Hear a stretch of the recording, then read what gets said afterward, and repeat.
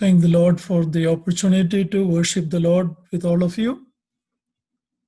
ನಿಮಗೆ ಸ್ತೋತ್ರ ಈ ರೀತಿಯಾಗಿ ದೇವರನ್ನ ಆರಾಧಿಸುವುದಕ್ಕೋಸ್ಕರ ಕೊಟ್ಟಂತ ಅವಕಾಶಕ್ಕಾಗಿ. If you look around the world today, it is a very difficult time in the world. ಲೋಕವನ್ನ ನಾವು ನೋಡುವಾಗ ಬಹಳ ದುಃಖಕರವಾಗಿರುವಂತದ್ದಾಗಿದೆ. In Ephesians chapter 5 verse 16, the last part says the days are evil. ಎಫೆಸದವರಿಗೆ ಬರೆದ ಪತ್ರಿಕೆ 5ನೇ ಅಧ್ಯಾಯ 16ನೇ ವಚನದಲ್ಲಿ ಕೊನೆಯ ಭಾಗದಲ್ಲಿ ನಾವು ಕನ್ನಡದಲ್ಲಿ ಈ ದಿನಗಳು ಕೆಟ್ಟವುಗಳಾಗಿವೆ ಎಂಬುದಾಗಿ ಓದುತ್ತೇವೆ. That was written about almost 2000 years back. ಈ ಒಂದು ವಚನ ಸುಮಾರು 2000 ವರ್ಷಗಳ ಹಿಂದೆ ಬರೆದಂತದ್ದಾಗಿದೆ. Apostle Paul writing in 2 Timothy chapter 3 verse 1 says, in the last days perilous time will come. ಕೊನೆಯ ಕಾಲದಲ್ಲಿ ಕಷ್ಟಕರ ಸಮಯಗಳು ಬರುವಂತದ್ದಾಗಿದೆ ಎಂಬುದಾಗಿ ಪೌಲನು ತಿಮೋತಿಯನಿಗೆ ಬರೆದ ಪತ್ರಿಕೆಯಲ್ಲಿ ಬರೆಯುತ್ತಾನೆ. Not only coronavirus, but what is happening in the world is fearful. Corona virus ಮಾತ್ರ ಅಲ್ಲ, ಈ ಲೋಕದಲ್ಲಿ ನೋಡುವಂತ ಸಂಗತಿಗಳು ಅದು ಬಹಳ ಭಯಭೀತಿಯನ್ನ ಉಂಟು ಮಾಡುವಂತದ್ದಾಗಿದೆ. When the world turns away from God, this is what will happen. ಲೋಕವು ದೇವರಿಂದ ದೂರವಾಗುವಾಗ ಇದೇ ಅದು ಆಗುವಂತದ್ದಾಗಿದೆ. We read in Isaiah chapter 5 verse 20. ಯೆಶಾಯನ ಬರೆದ ಪ್ರವಾದನ ಗ್ರಂಥ 5ನೇ ಅಧ್ಯಾಯ 20ನೇ ವಚನದಲ್ಲಿ ಈ ರೀತಿಯಾಗಿ ನಾವು ಓದುತ್ತೇವೆ. Woe unto them that call evil good and good evil, put darkness for light and light for darkness, put bitter for sweet and sweet for bitter. ಅಯ್ಯೋ, ಕೆಟ್ಟದ್ದನ್ನ ಒಳ್ಳೆಯದೆಂದು ಒಳ್ಳೆಯದನ್ನ ಕೆಟ್ಟದ್ದೆಂದು ಬೋಧಿಸಿ, ಕತ್ತಲನ್ನು ಬೆಳಕೆಂದು ಬೆಳಕನ್ನ ಕತ್ತಲೆಂದು ಸಾಧಿಸಿ, ಕಹಿಯು ಸಿಹಿ ಸಿಹಿಯು ಕಹಿ ಎಂದು ಸ್ಥಾಪಿಸುವವರ ಗತಿಯನ್ನು ಏನೆಂದು ಹೇಳಲಿ. About 2400 years or 500 600 years this verse was written. 2500-600 ವರ್ಷಗಳ ಹಿಂದೆ ಈ ವಚನವು ಬರೆಯಲ್ಪಟ್ಟಿದೆ. When people call light darkness and darkness light and good evil and evil good, what will be the condition of the world? ಈ ಒಂದು ಜನರು ಕತ್ತಲನ್ನ ಬೆಳಕೆಂದು ಬೆಳಕನ್ನ ಕತ್ತಲೆಂದು ಕೆಟ್ಟದನ್ನ ಒಳ್ಳೆಯದೆಂದು ಒಳ್ಳೆಯದನ್ನ ಕೆಟ್ಟದೆಂದು ಎಂಬುದಾಗಿ ಲೋಕವು ಹೇಳುವಾಗ ಲೋಕದ ಸ್ಥಿತಿ ಹೇಗಿರುತ್ತದೆ?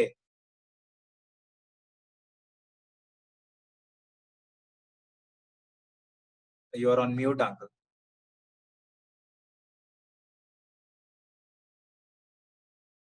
Uncle, you are on mute. Yeah. And everything is turned upside down. ಎಲ್ಲವೂ ಕೂಡ ಅದು ತಲೆಕೆಳಕಾಗಿರುವಂತದ್ದಾಗಿದೆ. That was the case in Israel when Isaiah was writing these verses. ಯೆಶಾಯನು ಇಸ್ರೇಲ್ ಕುರಿತಾಗಿ ಈ ಒಂದು ವಚನಗಳನ್ನ ಬರೆಯುವಾಗ ಅದೇ ಆಗಿರುವಂತದ್ದಾಗಿತ್ತು.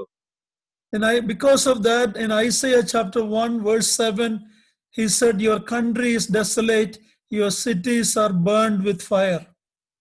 ಅದರಿಂದಲೇ 1ನೇ ಅಧ್ಯಾಯ 7ನೇ ವಚನ, ನಿಮ್ಮ ದೇಶವು ಹಾಳಾಗಿವೆ, ನಿಮ್ಮ ಪಟ್ಟಣಗಳು ಸುಟ್ಟು ಹೋಗಿವೆ ಎಂಬುದಾಗಿ ಓದುತ್ತೇವೆ. Some of you might have seen the last month what was happening in America. America ದೇಶದಲ್ಲಿ ಏನಾಗುತ್ತಿತ್ತು ಎಂಬುದಾಗಿ ಕಳೆದ ತಿಂಗಳಿನಲ್ಲಿ ನೀವು ನೋಡಿರಬಹುದು. We were seeing fearful things happening in the major cities of this country. ಒಂದು ದೇಶದ ದೊಡ್ಡ ದೊಡ್ಡ ಪಟ್ಟಣಗಳಲ್ಲಿ ಮತ್ತು ಗಂಭೀರವಾದಂತ ಭಯಭೀತಿಯ ಉಂಟು ಮಾಡುವಂತ ಸಂಗತಿಗಳು ನಡೆಯುತ್ತಿದ್ದು. Even under this lockdown time, ಈ ಒಂದು ಲಾಕ್ಡೌನ್ ಸ್ಥಿತಿಯಲ್ಲಿಯೂ ಕೂಡ the mobs and the crowd were let loose to destroy. ಈ ಒಂದು ಜನರ ಗುಂಪುಗಳು ಅದು ನಾಶ ಮಾಡುವುದಕ್ಕೋಸ್ಕರ ಅವರು ಹೊರಗೆ ಬಂದದ್ದು. Some of you may know that an incident happened in the US when one white-colored police have taken a black man and arrested him and put his knee on his neck for 8 minutes, and eventually that black man died. ಈ ಒಂದು ಘಟನೆ ಎಲ್ಲರಿಗೂ ಅದು ಇಡೀ ಲೋಕದಲ್ಲಿ ಅದು ಪ್ರಸಾರವಾಗಿರುವಂತದ್ದಾಗಿದೆ. ಏನೆಂದರೆ ಒಬ್ಬ ಬಿಳಿ ಬಣ್ಣದ ಒಬ್ಬ ಮನುಷ್ಯನು ಅಮೆರಿಕ ದೇಶದಲ್ಲಿ ಒಬ್ಬ ಕಪ್ಪು ಜನನ್ನ ವ್ಯಕ್ತಿಯನ್ನ ಆತನು ತನ್ನ ಕುತ್ತಿಗೆಯ ಮೇಲೆ ಆತನ ಕಾಲನ್ನ ಇಟ್ಟು 8 ನಿಮಿಷಗಳು ಆತನು ಅಲ್ಲೇ ಆ ರೀತಿಯಾಗಿ ಮಾಡಿ ಆತನು ಸಾಯುವುದಕ್ಕೂ ಕೂಡ ಅದು ಮುಂದಾಯಿತು. Because of that incident, the cities were being burned and the mobs came out and looted everything. ಆ ಒಂದು ಪಟ್ಟಣಗಳು ಕೂಡ ಸುಟ್ಟು ಹೋಗಿ ಜನರು ಗುಂಪಾಗಿ ಅವರು ಮುಂದಾದರು ಬರುವುದಕ್ಕೆ. When for one man's life many were killed by the public. ಅನೇಕ ಒಬ್ಬ ಮನುಷ್ಯನು ಮಾಡಿದಂತ ತಪ್ಪಿಗೆ ಅನೇಕ ಜನರು ಬಹಿರಂಗವಾಗಿ ಅವರು ಸತ್ತರು. When people cannot go to the store because of COVID-19, but the stores were looted by many. COVID-19 ಈ ಒಂದು ಸ್ಥಿತಿಯ ಮುಖಾಂತರ ಆ ಒಂದು ಜನರು ಆ ಒಂದು ಅಂಗಡಿಗಳಿಗೆ ಹೋಗುವುದಕ್ಕೆ ಸಾಧ್ಯವಾಗದೇ ಇರುವಂತ ಸ್ಥಿತಿಯಲ್ಲಿ ಆ ಘಟನೆಯ ನಂತರ ಜನರು ಗುಂಪಾಗಿ ಹೋಗಿ ಆ ಒಂದು ಲೂಟಿಯನ್ನ ಮಾಡಿದರು. Because of coronavirus, the churches were all closed. Corona virus ಕಾರಣದಿಂದ ಸಭೆಗಳು ಅದು ಬಾಗಿಲುಗಳು ಮುಚ್ಚಲ್ಪಟ್ಟಿತ್ತು. But the bars were open. ಆದರೆ ಈ ಒಂದು ಬಾರ್ಗಳು ಕುಡಿಕ ಅಂಗಡಿಗಳು ಓಪನ್ ಆಗಿತ್ತು. The church was considered non-essential and the liquor was considered essential. ಆ ಸಭೆಯನ್ನ ಅವರು ಅಗತ್ಯ ಇಲ್ಲದೆ ಇರುವಂತ ಸಂಗತಿ, ಆದರೆ ಈ ಒಂದು ಮದ್ಯದ ಅಂಗಡಿಯನ್ನ ಅಗತ್ಯ ಇರುವ ಸಂಗತಿ ಎಂಬುದಾಗಿ ಅವರು ನೆನೆಸಿದರು. Instead of arresting those who looted, the police was arrested. ಯಾರು ಲೂಟಿ ಮಾಡುತ್ತಿದ್ದರೋ ಅವರನ್ನ ಅವರು ಅರೆಸ್ಟ್ ಮಾಡದೆ ಪೊಲೀಸರನ್ನ ಅವರು ಅರೆಸ್ಟ್ ಮಾಡುವಂತ ಸಂಗತಿಯನ್ನ ನಾವು ನೋಡಬಹುದಾಗಿತ್ತು. We were seeing this, and some of you might have seen it. It was unbelievable that everything was upside down. ನಾವು ಎಲ್ಲರೂ ಕೂಡ ಇದನ್ನ ಸಾಕ್ಷೀಕರಿಸಿದ್ದೇವೆ, ನೋಡುತ್ತಾ ಇದ್ದೆವು. ಇದು ನೋಡುವಾಗ ನಂಬಲಿಕ್ಕೆ ಸಾಧ್ಯ, ಎಲ್ಲವೂ ತಲೆಕೆಳಕಾಗಿತ್ತು.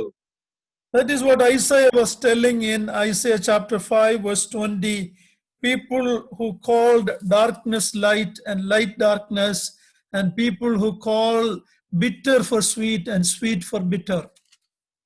ಯೆಶಾಯನು ಆ ಒಂದು ವಚನ ಬರೆಯುವಾಗ ಅದನ್ನೇ ಆತನು ಬರೆಯುತ್ತಿದ್ದನು. ಕೆಟ್ಟದ್ದನ್ನ ಒಳ್ಳೆಯದೆಂದು, ಒಳ್ಳೆಯದನ್ನ ಕೆಟ್ಟದ್ದೆಂದು, ಕತ್ತಲನ್ನ ಬೆಳಕೆಂದು, ಬೆಳಕನ್ನ ಕತ್ತಲೆಂದು ಸಾಧಿಸಿ ಕಹಿಯನ್ನ ಸಿಹಿಯನ್ನ ಕಹಿ ಎಂದು ಸ್ಥಾಪಿಸುತ್ತಿದ್ದರು. If that is what was happening in Israel at that time, and Paul's time, he writes in Romans 3 about the condition of mankind. ಆ ಒಂದು ಇಸ್ರೇಲ್ ಜನರ ಕುರಿತಾಗಿ ಯೆಶಾಯನು 5ನೇ ಅಧ್ಯಾಯದಲ್ಲಿ ಅಲ್ಲಿ ಬರೆಯುವುದಾದರೆ, ಪೌಲನು ಲೋಕದ ಜನರ ಅಥವಾ ಮನುಷ್ಯರ ಸ್ಥಿತಿಯನ್ನ ನೋಡಿ 3ನೇ ಅಧ್ಯಾಯದಲ್ಲಿ ರೋಮಾಪುರದವರಿಗೆ ಬರೆದ ಪತ್ರಿಕೆಯಲ್ಲಿ ಬರೆಯುತ್ತಾನೆ. We will read Romans 3:10 to 18. ರೋಮಾಪುರದವರಿಗೆ ಬರೆದ ಪತ್ರಿಕೆ 3ನೇ ಅಧ್ಯಾಯ 10ನಿಂದ 18ನೇ ವಚನದವರೆಗೆ ಓದಿಕೊಳ್ಳೋಣ. For the sake of time, we will read it in Kannada only. Please read in your language. Romans 3:10 to 18. ರೋಮಾಪುರದವರಿಗೆ ಬರೆದ ಪತ್ರಿಕೆ 3ನೇ ಅಧ್ಯಾಯ 10ರಿಂದ 18ನೇ ವಚನ. ಇದು ಶಾಸ್ತ್ರದಲ್ಲಿ ಬರೆದಿರುವ ಮಾತುಗಳಿಗೆ ಸರಿಯಾಗಿವೆ. ಅವು ಯಾವುವೆಂದರೆ, ನೀತಿವಂತನು ಇಲ್ಲ, ಒಬ್ಬನಾದರೂ ಇಲ್ಲ, ತಿಳುವಳಿಕೆಯುಳ್ಳವನು ಇಲ್ಲ, ದೇವರನ್ನ ಹುಡುಕುವವನು ಇಲ್ಲ, ಎಲ್ಲರೂ ದಾರಿ ತಪ್ಪಿ ನಡೆಯುತ್ತಾರೆ, ಎಲ್ಲರೂ ಕೆಲಸಕ್ಕೆ ಬಾರದವರಾದರು, ಒಳ್ಳೆಯದನ್ನ ಮಾಡುವವನು ಇಲ್ಲ, ಒಬ್ಬನಾದರೂ ಇಲ್ಲ. ಅವರ ಗಂಟಲು ತೆರೆದಿರುವ ಸಮಾಧಿಯಾಗಿದೆ, ಅವರ ನಾಲಿಗೆಯಿಂದ ವಂಚನೆಯ ಮಾತುಗಳನ್ನಾಡುತ್ತಾರೆ, ಅವರ ತುಟಿಗಳ ಹಿಂದೆ ಹಾವಿನ ವಿಷವಿದೆ, ಅವರ ಬಾಯಿ ಶಾಪದಿಂದಲೂ ಕ್ರೋಧದ ಮಾತುಗಳಿಂದಲೂ ತುಂಬಿಯದೆ, ಅವರ ಕಾಲುಗಳು ರಕ್ತವನ್ನ ಸುರಿಸಲು ಆತುರ ಪಡುತ್ತವೆ, ಅವರು ಹೋದ ದಾರಿಗಳಲ್ಲಿ ನಾಶ ಸಂಕಟಗಳು ಉಂಟಾಗುತ್ತವೆ, ಸಮಾಧಾನ ಮಾರ್ಗವನ್ನೇ ಅರಿಯರು, ಅವರ ಕಣ್ಣೆದುರಿಗೆ ದೇವರ ಭಯವೇ ಇಲ್ಲ ಎಂಬುವುಗಳೇ. Here Paul is writing about the condition of man. ಇಲ್ಲಿ ಪೌಲನು ಮನುಷ್ಯರ ದುಃಖಕರವಾದಂತ ಸ್ಥಿತಿಯನ್ನ ಬರೆಯುತ್ತಿದ್ದಾನೆ. This is human pathology, ರೋಗ ಲಕ್ಷಣ. This is human pathology. ಈ ಒಂದು ಮನುಷ್ಯನ ರೋಗದ ಲಕ್ಷಣವನ್ನ ಆತನು ಬರೆಯುತ್ತಿದ್ದಾನೆ. When you look at these verses, you see three things from these verses. ಈ ವಚನಗಳಿಂದ ಮೂರು ಸಂಗತಿಗಳನ್ನ ನಾವು ಈ ವಚನ ಭಾಗದಿಂದ ಮೂರು ಸಂಗತಿಗಳನ್ನ ನಾವು ಕಲಿಯಬಹುದು. Verse 10 to 12, we see the character of man. ಮನುಷ್ಯನ ಒಂದು ವ್ಯಕ್ತಿತ್ವ ಅಥವಾ ಗುಣಲಕ್ಷಣಗಳ ಕುರಿತಾಗಿ ನಾವು ನೋಡುತ್ತೇವೆ. 10 ರಿಂದ 12ನೇ ವಚನದ 4 times it says there is none understanding, none seeketh God, none is righteous, not even one. ತಿಳುವಳಿಕೆ ಉಳ್ಳವನು ಇಲ್ಲ, ನೀತಿವಂತನು ಇಲ್ಲ, ಒಬ್ಬನಾದರೂ ಇಲ್ಲ, ದೇವರನ್ನ ಹುಡುಕುವವನು ಇಲ್ಲ ಎಂಬುದಾಗಿ ಸಂಗತಿಗಳು ಇಲ್ಲಿ ಬರೆಯಲ್ಪಟ್ಟಿದೆ. It doesn't mean that people have nothing good in them. That's not what it is telling. ಅದು ಜನರಲ್ಲಿ ಯಾವ ಒಳ್ಳೆತನವೇ ಇಲ್ಲ ಎಂಬುದಾಗಿ ಅದು ಹೇಳುವುದಿಲ್ಲ. There is some measure of good in people. ಸ್ವಲ್ಪ ಒಳ್ಳೆತನ ಜನರಲ್ಲಿ ಇದ್ದೇ ಇರುತ್ತದೆ. But before God, there is none righteous. ಆದರೆ ದೇವರ ದೃಷ್ಟಿಯಲ್ಲಿ ಯಾರು ಕೂಡ ನೀತಿವಂತರಲ್ಲ. We read that all we have gone astray like sheep. ನಾವೆಲ್ಲರೂ ಕುರಿಗಳ ಹಾಗೆ ದಾರಿ ತಪ್ಪಿ ನಡೆದಿದ್ದೇವೆ. So in the passage Paul is writing, first is talking about the character of man. ಈ ಒಂದು ವಚನ ಭಾಗದಲ್ಲಿ ಮೊದಲನೇದಾಗಿ ಪೌಲನು ಮನುಷ್ಯನ ಗುಣಲಕ್ಷಣ ಅಥವಾ ವ್ಯಕ್ತಿತ್ವದ ಕುರಿತಾಗಿ ಮಾತನಾಡುತ್ತಾನೆ. Then he talks about his conversation. Verse 13, their throat is an open sepulchre, their tongue they have used deceit, the poison of asp is under their lips. 13ನೇ ವಚನದಲ್ಲಿ ಮನುಷ್ಯರ ಮಾತುಗಳ ಕುರಿತಾಗಿ ನಾವು ಇಲ್ಲಿ ನೋಡಬಹುದು. ಅವರ ಗಂಟಲುಗಳು ತೆರೆದಿರುವ ಸಮಾಧಿ ಆಗಿದೆ, ಅವರ ನಾಲಿಗೆಯಿಂದ ವಂಚನೆಯ ಮಾತುಗಳನ್ನು ಆಡುತ್ತಾರೆ, ಅವರ ತುಟಿಗಳ ಹಿಂದೆ ಹಾವಿನ ವಿಷವದೆ. So first was the character of man, second is the conversation of man. ಮೊದಲನೇದಾಗಿ ಮನುಷ್ಯನ ಗುಣಲಕ್ಷಣ, ಎರಡನೇದಾಗಿ ಮನುಷ್ಯನ ಆ ಒಂದು ಮಾತುಗಳು, ಸಂಭಾಷಣೆ. Then we see in verse 15 and 16 their conduct. Their feet are swift to shed blood, destruction and misery are in their ways, the way of peace have they not known. 15ರಿಂದ 17ನೇ ವಚನದವರೆಗೆ ಅಲ್ಲಿ ನಾವು ಓದುತ್ತೇವೆ, ಅವರ ಕಾಲುಗಳು ರಕ್ತವನ್ನ ಸುರಿಸಲು ಆತರ ಪಡುತ್ತವೆ, ಅವರು ಹೋದ ದಾರಿಗಳಲ್ಲಿ ನಾಶ ಸಂಕಟಗಳು ಉಂಟಾಗುತ್ತವೆ, ಸಮಾಧಾನದ ಮಾರ್ಗವನ್ನೇ ಅರಿಯರು ಎಂಬುದಾಗಿ. What is the problem in the world today? ಈ ಲೋಕದಲ್ಲಿ ಸಮಸ್ಯೆ ಏನಾಗಿದೆ? If you ask the politicians and the leaders of the world, they will tell it is an environmental problem or an educational problem or an economic problem.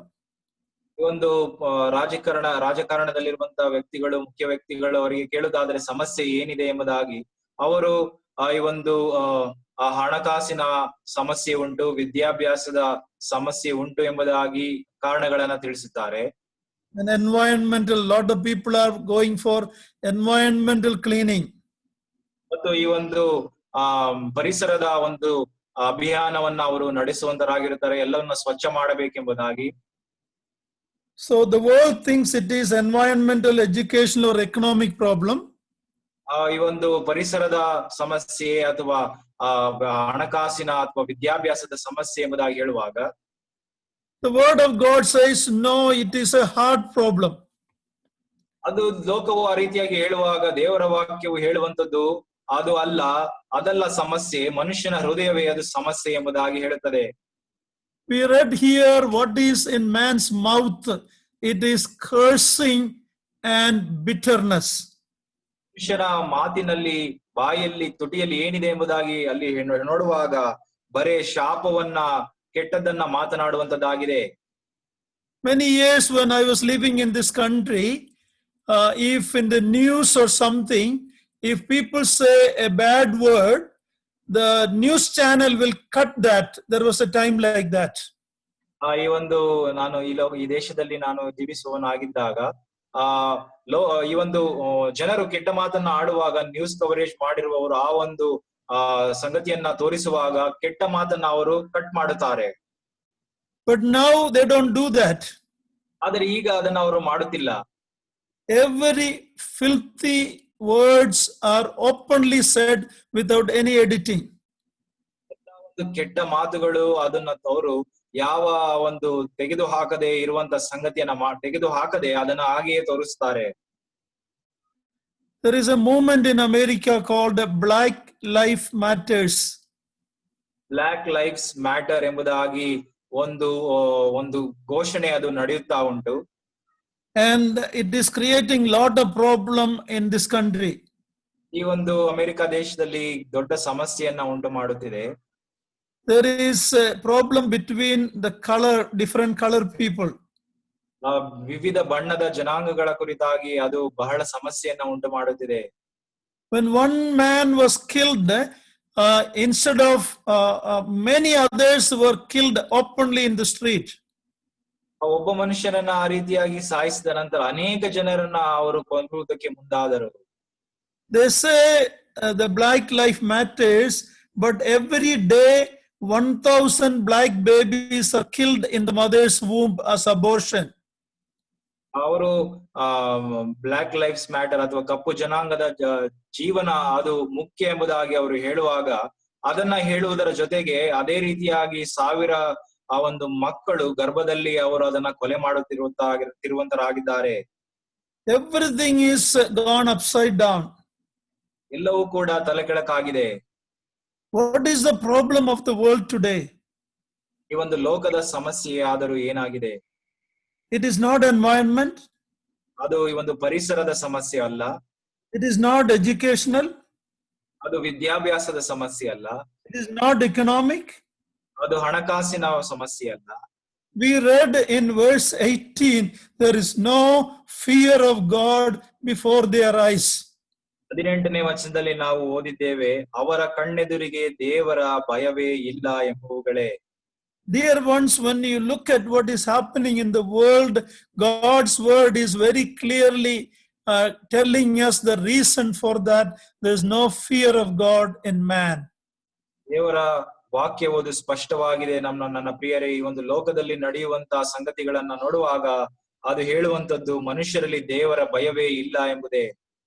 In Proverbs 16:6 we read, ಜ್ಞಾನೋಕ್ತಿಗಳು 16:6ನೇ ವಚನದಲ್ಲಿ ಈ ರೀತಿಯಾಗಿ ಓದುತ್ತೇವೆ. The second part says, by the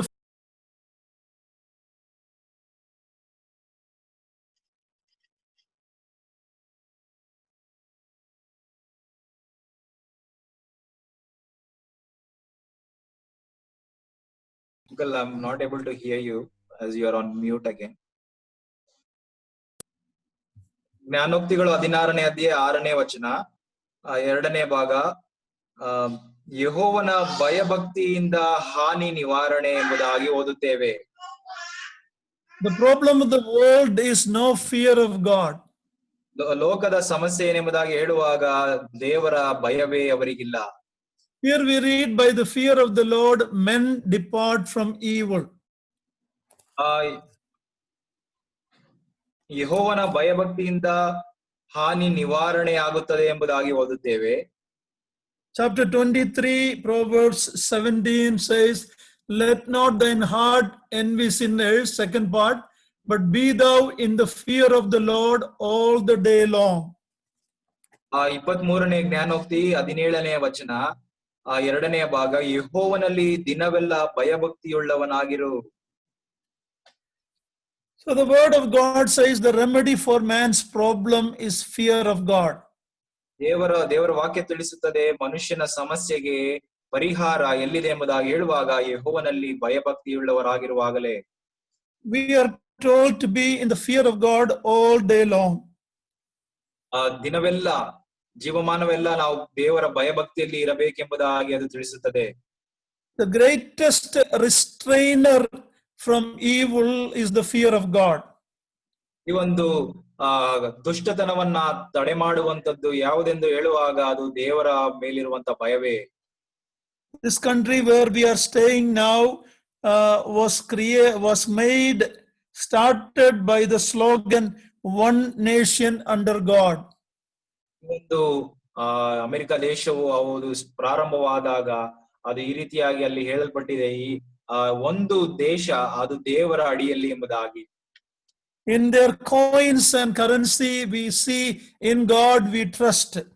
ಅವರ ಒಂದು ಕರೆನ್ಸಿಯಲ್ಲಿ ನಾಣ್ಯಗಳಲ್ಲಿ ಈ ರೀತಿಯಾಗಿ ಅಲ್ಲಿ ಬರೆಯಲ್ಪಟ್ಟಿದೆ, ನಾವು ದೇವರಲ್ಲಿ ಭರವಸೆ ಉಳ್ಳವರಾಗಿದ್ದೇವೆ ಎಂಬುದಾಗಿ. But today God is almost out from this country except in the life of some believers here. ವಿಶ್ವಾಸಿಗಳ ಜೀವಿತಗಳಲ್ಲಿ ಹೊರತು ದೇವರು ಆ ದೇಶವನ್ನ ಬಿಟ್ಟಿದ್ದಾನೆ ಎಂಬುದಾಗಿ ಹೇಳಬಹುದು. In the Judges, we see the last verse, every man did that was right in his own eyes. ಈ ಒಂದು ನ್ಯಾಯಸ್ಥಾಪಕರ ಪುಸ್ತಕದಲ್ಲಿ ಕೊನೆಯ ವಚನದಲ್ಲಿ ನಾವು ಓದುತ್ತೇವೆ, ಅವರೆಲ್ಲರೂ ತಮ್ಮ ತಮ್ಮ ದೃಷ್ಟಿಗೆ ಅನುಸಾರವಾಗಿ ಅವರು ಮಾಡಿದರೆಂಬುದಾಗಿ ಅಲ್ಲಿ ನಾವು ಓದುತ್ತೇವೆ. When Paul is writing in Romans 1:18 to the end of the chapter, he talks about man's condition. 1ನೇ ಅಧ್ಯಾಯ ರೋಮಾಪುರದವರಿಗೆ ಬರೆದ ಪತ್ರಿಕೆ 18ನೇ ವಚನದಲ್ಲಿ ಪೌಲನು ಆತನು ಮನುಷ್ಯನ ಸ್ಥಿತಿಯನ್ನು ಬರೆಯುತ್ತಾನೆ. He talks about when God gives up man, what will happen. ಮನುಷ್ಯನು ದೇವರು ಮನುಷ್ಯನ ಮೇಲೆ ಆತನು ಬಿಟ್ಟು ಬಿಟ್ಟರೆ ಅಲ್ಲಿ ಏನಾಗುತ್ತದೆ ಎಂಬುದಾಗಿ ಅಲ್ಲಿ ತಿಳಿಸಲ್ಪಟ್ಟಿದೆ. We can read Romans 1:24 to 28. ರೋಮಾಪುರದವರಿಗೆ ಬರೆದ ಪತ್ರಿಕೆ 1ನೇ ಅಧ್ಯಾಯ 24ನೇ ವಚನ 28ನೇ ವಚನದವರೆಗೆ ನಾವು ಓದುವುದಾದರೆ, Please read it. ಆದ ಕಾರಣ ಅವರು ಮನಸ್ಸಿನ ದುರಾಶೆಗಳಂತೆ ನಡೆದು ತಮ್ಮ ದೇಹಗಳನ್ನ ಮಾನಹೀನ ಮಾಡಿಕೊಳ್ಳಲಿ ಎಂದು ದೇವರು ಅವರನ್ನ ಹೊಲಸಾದ ನಡೆಗೆ ಒಪ್ಪಿಸಿದನು. ಅವರು ಸತ್ಯ ದೇವರನ್ನ ಬಿಟ್ಟು ಅಸತ್ಯವಾದದನ್ನ ಹಿಡಿದುಕೊಂಡು ಸೃಷ್ಟಿಕರ್ತನನ್ನ ಪೂಜಿಸದೆ ಸೃಷ್ಟಿ ವಸ್ತುಗಳನ್ನೇ ಪೂಜಿಸಿ ಸೇವಿಸುವವರಾದರು. ಸೃಷ್ಟಿಕರ್ತನೊಬ್ಬನೇ ನಿರಂತರ ಸ್ತುತಿ ಹೊಂದತಕ್ಕವನು. ಆಮೇನ್. ಅವರು ಇಂಥದ್ದನ್ನ ಮಾಡಿದ್ದರಿಂದ ದೇವರು ಅವರನ್ನ ಕೇವಲ ತುಚ್ಛವಾದ ಕಾಮಾಭಿಲಾಷೆಗೆ ಒಪ್ಪಿಸಿದನು. ಹೇಗೆಂದರೆ ಅವರ ಹೆಂಗಸರು ಸ್ವಾಭಾವಿಕವಾದ ಭೋಗವನ್ನ ಬಿಟ್ಟು ಸ್ವಭಾವಕ್ಕೆ ವಿರುದ್ಧವಾದ ಭೋಗವನ್ನ ಅನುಸರಿಸಿದರು. ಅದರಂತೆ ಗಂಡಸರು ಸಹ ಸ್ವಾಭಾವಿಕವಾದ ಸ್ತ್ರೀಭೋಗವನ್ನ ಬಿಟ್ಟು ಒಬ್ಬರ ಮೇಲೊಬ್ಬರು ತಮ್ಮ ಕಾಮಾತುರದಿಂದ ತಾಪ ಪಡುತ್ತಾ ಗಂಡಸರ ಸಂಗಡ ಗಂಡಸರು ಕೇವಲ ಅವಲಕ್ಷಣವಾದದ್ದನ್ನ ನಡೆಸಿ ತಮ್ಮ ಭ್ರಾಂತಿಗೆ ತಕ್ಕ ಫಲವನ್ನ ತಮ್ಮಲ್ಲಿ ಹೊಂದುವವರಾದರು. Up to verse 28. ಇದಲ್ಲದೆ ದೇವರ ಜ್ಞಾನವು ಅವರಿಗೆ ಇಷ್ಟವಿಲ್ಲದರಿಂದ ಅಲ್ಲದ ಕೃತ್ಯಗಳನ್ನ ನಡೆಸುವವರಾಗಿರುವಂತೆ ದೇವರು ಅವರನ್ನ ಅನಿಷ್ಟ ಭಾವಕ್ಕೆ ಒಪ್ಪಿಸಿದನು. We read here 3 times God gave them up, God gave them up, God gave them over to a reprobate mind. ಇಲ್ಲಿ ನಾವು 3 ಬಾರಿ ದೇವರು ಅನಿಷ್ಟ ಭಾವಕ್ಕೆ ಒಪ್ಪಿಸಿದನು, ದೇವರು ಒಪ್ಪಿಸಿ ಬಿಟ್ಟನು ಎಂಬುದಾಗಿ 3 ಬಾರಿ ಓದುತ್ತೇವೆ. It is grieving to the heart to see what is happening in countries that claim to be superpower. ಈ ಒಂದು ಬಹಳ ಬಲಿಷ್ಠರ ದೇಶ ಎಂಬುದಾಗಿ ಅದು ಹೇಳಿಕೊಳ್ಳುವಂತ ದೇಶಗಳಲ್ಲಿ ಏನೆಲ್ಲ ನಡೆಯುತ್ತಿದೆ ಎಂಬುದಾಗಿ ನೋಡುವ ಬಹಳ ದುಃಖವಾಗುತ್ತದೆ. The nation that was founded under God, one nation, and in God we trust, it has deteriorated to this level as if God has given them over. ಈ ರೀತಿಯಾಗಿ ಅವರು ಹೇಳಿಕೊಳ್ಳುತ್ತಾರೆ, ನಾವು ದೇವರಲ್ಲಿ ಭರವಸೆಯುಳ್ಳವರಾಗಿದ್ದೇವೆ, ದೇವರ ಅಡಿಯಲ್ಲಿ ಈ ದೇಶ ಎಂಬುದಾಗಿ ಹೇಳುವಾಗ ಅವರು ಮಾಡುವಂತಹ ಕೃತ್ಯಗಳನ್ನ ನೋಡಿ ದೇವರು ಅವರನ್ನ ಹೀನ ಭಾವಕ್ಕೆ ಒಪ್ಪಿಸಿ ಬಿಟ್ಟಿದ್ದಾನೆ. In this passage we see a sexual revolution. Everyone thinking we are free, we can do what we want. ನಾವು ಏನನ್ನ ಬೇಕಾದರೂ ಮಾಡಬಹುದು ಎಂಬುದಾಗಿರುವಂತ ಆ ಲೈಂಗಿಕತೆಯ ಕುರಿತಾಗಿ ಅವರು ಮಾಡುವಂತರಾಗಿದ್ದಾರೆ. And then there is a homosexual revolution. ಮತ್ತು ಸ್ವಲಿಂಗ ಕಾಮಿಗಳ ಒಂದು ಗುಂಪು ಅಲ್ಲಿ ಇರುವಂತದ್ದಾಗಿದೆ. Then we see that they are proud in these things. ಮತ್ತು ಅವರು ಈ ಒಂದು ವಿಷಯಗಳಲ್ಲಿ ಗರ್ವರಾಗಿದ್ದಾರೆ ಅಥವಾ ಹೆಚ್ಚಳ ಪಡುತ್ತಾರೆ ಎಂಬುದಾಗಿ ನಾವು ನೋಡುತ್ತೇವೆ. ಅಭಿಮಾನಿಗಳಾಗಿದೆ, ಹೆಚ್ಚಳ ಪಡುತ್ತಾರೆ. That is what the last verse on Romans 1 says. They not only do that, but they glory in that. ಇಲ್ಲಿ ನಾವು ಓದುತ್ತೇವೆ 1ನೇ ಅಧ್ಯಾಯ ರೋಮಾಪುರದವರಿಗೆ ಬರೆದ ಪತ್ರಿಕೆ ಕೊನೆಯದಲ್ಲಿ ಇಂಥವುಗಳನ್ನ ನಡೆಸುವವರು ಅವರಿಗೆ ತಿಳಿದಿದ್ದರೂ ಅವರು ತಾವೇ ಅವುಗಳನ್ನ ಮಾಡುವವರನ್ನ ಅನುಮೋದಿಸುತ್ತಾರೆ ಎಂಬುದಾಗಿ. Exactly what is happening in the world. Don't think that it is only happening in America. The Supreme Court of India also have changed values and said you can marry anybody, you can live with anybody, everything is okay. So don't think that it is only in America. It has already come to India also. America ದೇಶದಲ್ಲಿ ಮಾತ್ರವಲ್ಲ ಈ ಒಂದು ಲಕ್ಷಣಗಳು ಈ ಭಾರತದಲ್ಲಿ supreme court ಕೂಡ ಈ ರೀತಿಯಾಗಿ ಭಾರತ ದೇಶದವರಿಗೆ ಕೊಟ್ಟಿರುವಂತದ್ದಾಗಿದೆ. ಯಾರು ಬೇಕಾದ್ರೂ ಕೂಡ ಅವರು ಜೀವನ ಮಾಡಬಹುದು ಎಂಬುದಾಗಿ. The Lord taught us to pray, deliver us from evil. ಕರ್ತನು ನಮಗೆ ಪ್ರಾರ್ಥನೆಯಲ್ಲಿ ಈ ರೀತಿಯಾಗಿ ಹೇಳಿಕೊಟ್ಟಿದ್ದಾನೆ, ನಮ್ಮನ್ನ ಕೆಡುಕನ ಕೈಯಿಂದ ತಪ್ಪಿಸಬೇಕು ಎಂಬುದಾಗಿ. In John 17, when the Lord prayed for us, he was praying, I am not asking them to take them out from the world, but keep them from the evil one. ಯೋಹಾನ್ ಬರೆದ ಸುವಾರ್ತೆ 17ನೇ ವಚನದಲ್ಲಿ ತನ್ನ ಮಹಾಯಾಜಕನ ಪ್ರಾರ್ಥನೆಯಲ್ಲಿ ಆತನು ಈ ರೀತಿಯಾಗಿ ಪ್ರಾರ್ಥನೆ ಮಾಡುತ್ತಾನೆ, ನಾನು ಇವರನ್ನ ಲೋಕದಿಂದ ತೆಗೆದುಕೊಂಡು ಹೋಗಬೇಕೆಂದು ಕೇಳಿಕೊಳ್ಳುವುದಿಲ್ಲ, ಕೆಡುಕನಿಂದ ತಪ್ಪಿಸಿ ಕಾಪಾಡಬೇಕೆಂದು ಕೇಳಿಕೊಳ್ಳುತ್ತೇನೆ. There is some restraint that God has put it in the society for the well-being of man. ಮನುಷ್ಯನ ಒಂದು ಒಳಿತಿಗಾಗಿ ದೇವರು ಕೆಲವು ಸಂಗತಿಗಳನ್ನ ಆತನು ತಡೆ ಮಾಡಿದ್ದಾನೆ, ಕೆಟ್ಟದ್ದುಗಳು ಜಾಸ್ತಿ ಇರಬಾರದೆಂಬುದಾಗಿ. And I was listening to a message by Brother MacArthur.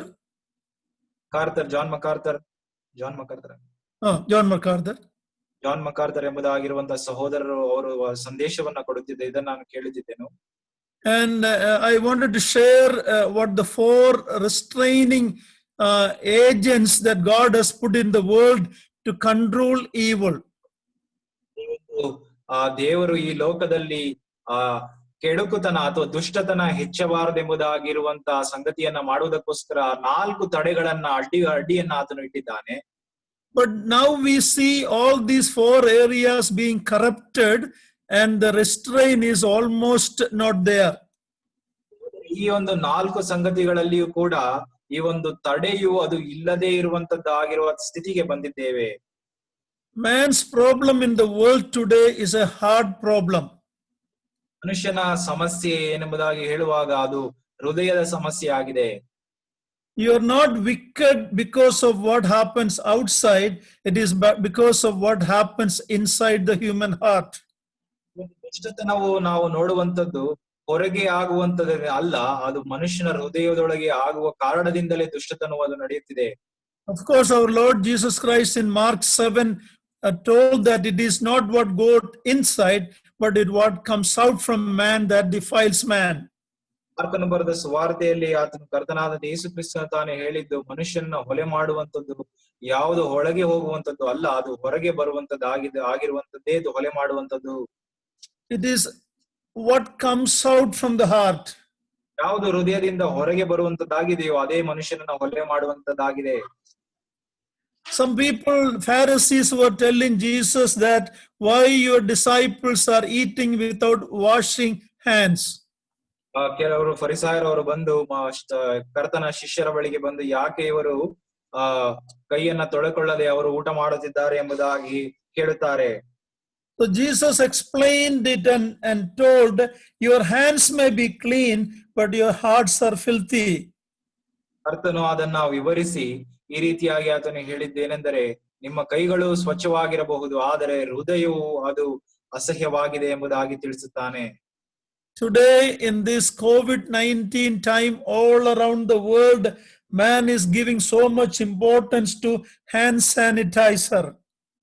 ಈ ಒಂದು ಕೋವಿಡ್ ಸ್ಥಿತಿಯಲ್ಲಿ ಮನುಷ್ಯನು ಆತನು ಹ್ಯಾಂಡ್ ಸ್ಯಾನಿಟೈಸರ್ಗೆ ಬಹಳ ಮುಖ್ಯತ್ವವನ್ನು ಆತನು ಕೊಡುತ್ತಿದ್ದಾನೆ.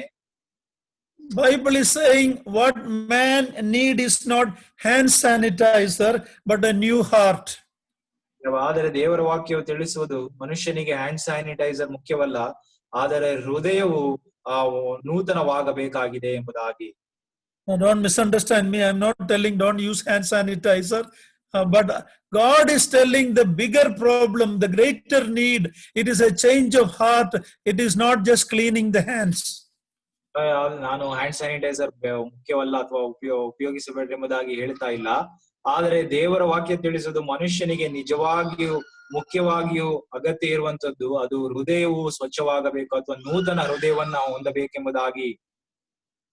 That is why Jesus told to a very religious man Nicodemus in John 3, you must be born again. ಅದರಿಂದ ಆ ಒಂದು ಧಾರ್ಮಿಕನಾದಂತಹ ಫರಿಸಾಯನಿಗೆ ಕರ್ತನಾದಂತಹ ಯೇಸು ಕ್ರಿಸ್ತನು ನಿಕೋದೇಮನಿಗೆ ಹೇಳಿದ್ದು, ನೀನು ಹೊಸದಾಗಿ ಹುಟ್ಟಬೇಕು ಎಂಬುದಾಗಿ.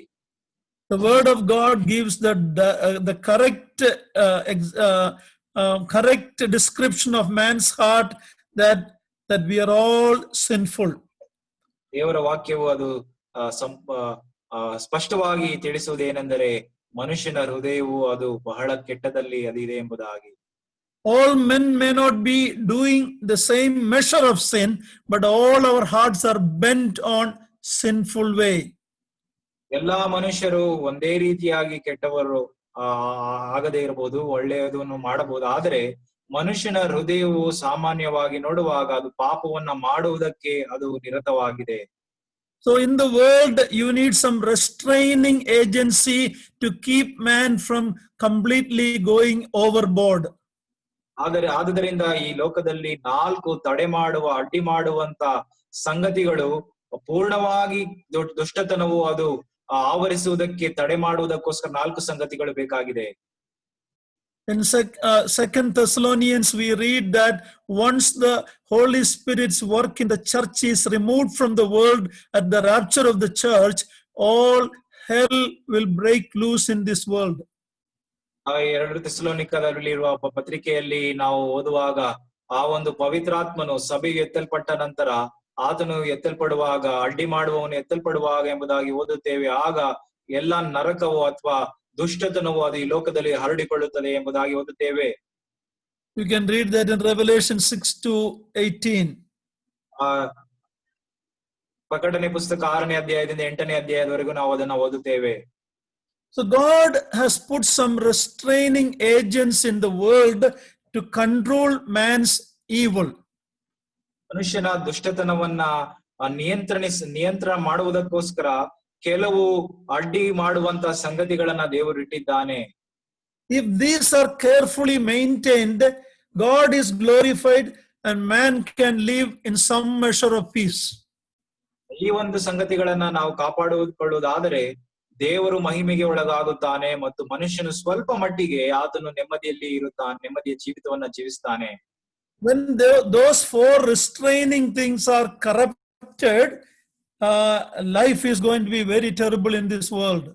ಈ 4 ಸಂಗತಿಗಳು ಅಡ್ಡಿ ಮಾಡುವಂತ ಸಂಗತಿಗಳು ಅದು ಭ್ರಷ್ಟವಾಗುವುದಾದರೆ ಮನುಷ್ಯನ ಜೀವಿತ ಬಹಳ ದುಃಖಕರವಾದಂತ ಜೀವಿತವಾಗುತ್ತದೆ. The first restraining God has put for man is the conscience of man. ಮೊದಲನೆಯ ಒಂದು ಅಡ್ಡಿ ಮಾಡುವಂತ ಸಂಗತಿ ಯಾವುದೆಂದರೆ ಆ ಒಂದು ಮನುಷ್ಯನ ಮನಸ್ಸಾಕ್ಷಿ ಆಗಿರುವಂತದ್ದಾಗಿದೆ. Animals don't have that, only man has it. ಪ್ರಾಣಿಗಳಿಗೆ ಈ ಒಂದು ಮನಸ್ಸಾಕ್ಷಿ ಇಲ್ಲ, ಮನುಷ್ಯನಿಗೆ ಮಾತ್ರ ಇರುವಂತದ್ದಾಗಿದೆ. It's because man has a conscience, man is under lot of anxiety and guilt because of conscience. ಮನುಷ್ಯನಿಗೆ ಮನಸ್ಸಾಕ್ಷಿ ಇರುವ ಒಂದು ಕಾರಣದಿಂದಲೇ ಅನೇಕ ಒಂದು ಕಳವಳದಲ್ಲಿ ಆತನು ಇರುವಂತನಾಗಿರುತ್ತಾನೆ. We all know about the 5 senses, but above the 5 senses there is a sense of right and wrong. ಈ ಒಂದು ಪಂಚೇಂದ್ರಿಯಗಳು ಇದೆ ಎಂಬುದಾಗಿ ತಿಳಿಸುತ್ತಾರೆ. ಆದ್ರೆ ಇದೆಲ್ಲದಕ್ಕಿಂತ ಮೇಲೆ ಮನಸ್ಸಾಕ್ಷಿಯು ಕೂಡ ಮನುಷ್ಯನಿಗೆ ಅದು ಇರುವಂತದ್ದಾಗಿದೆ. God has given that conscience to every man, whether you are a believer or unbeliever, to control the evil. ಈ ಒಂದು ದುಷ್ಟತನವನ್ನ ನಿಯಂತ್ರಿಸುವುದಕ್ಕೋಸ್ಕರ ದೇವರು ವಿಶ್ವಾಸಿಗಳಿಗಾಗಲಿ ಅವಿಶ್ವಾಸಿಗಳಿಗಾಗಲಿ ಮನುಷ್ಯನಿಗೆ ಸಾಮಾನ್ಯವಾಗಿ ಆತನು ಮನಸ್ಸಾಕ್ಷಿಯನ್ನ ಇಟ್ಟಿದ್ದಾನೆ. When we go beyond when we numb the conscience, what happens to a leper when his fingers are disformed and he cannot feel the pain? That's what will happen when the conscience is marred. ಈ ಒಂದು ಮನಸ್ಸಾಕ್ಷಿ ಅದು ತೆಗೆದು ಅಥವಾ ಮನಸ್ಸಾಕ್ಷಿಯು ಕಠಿಣವಾಗುವಾಗ ಯಾವ ಸ್ಥಿತಿಗೆ ಮನುಷ್ಯನು ಬರುತ್ತಾನೆ ಎಂಬುದಾಗಿ ಉದಾಹರಣೆ ಕೊಡುವುದಾದರೆ, ಒಬ್ಬ ಕುಷ್ಠರೋಗಿಯ ಒಂದು ಬೆರಳುಗಳು ಅದು ಗಟ್ಟಿಯಾಗಿ ಯಾವ ಒಂದು ಸ್ಪರ್ಶವನ್ನ ಆತನು ಮಾಡುವುದಕ್ಕೆ ಸಾಧ್ಯವಾಗದೇ ಇರುವಂತದ್ದಾಗಿರುತ್ತದೋ ಆ ಸ್ಥಿತಿಗೆ ಬರುತ್ತಾನೆ.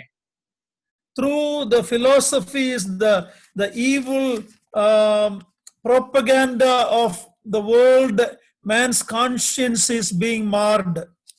ಈ ಒಂದು ಲೋಕದ ಒಂದು ತತ್ವಜ್ಞಾನಗಳು ಮತ್ತು ಲೋಕದ ಒಂದು ಹೇಳುವಿಕೆಗಳು ಮಾಡುವಿಕೆಗಳು ಇದರ ಮುಖಾಂತರ ಮನುಷ್ಯನ ಒಂದು ಮನಸ್ಸಾಕ್ಷಿ ಅದು ದುಷ್ಟತನಕ್ಕೆ ನಡೆಯುವಂತದ್ದಾಗಿದೆ. Normally we avoid pain by taking painkillers. ಅದನ್ನ ನಾವು ಅದನ್ನ ಕಮ್ಮಿ ಮಾಡುತ್ತೇವೆ. But that is not the real remedy.